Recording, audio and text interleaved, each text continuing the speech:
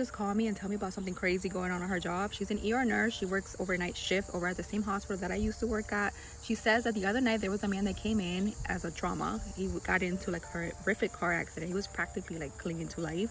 She stayed with him the whole night, but unfortunately by the morning he had passed away. She ends up clocking out, going home, sleeps for the rest of the day. That night when she comes back for her shift, some of the nurses are talking about a man in that same room. So apparently after the man passed away, they obviously moved his body out of the room, and then the new patient got moved into that same room. That patient said that he saw a man outside of the window, because there was a window, mind you, this is like on the second or third floor. There was a man standing outside of the window with his face like pressed in, like trying to get back into the room.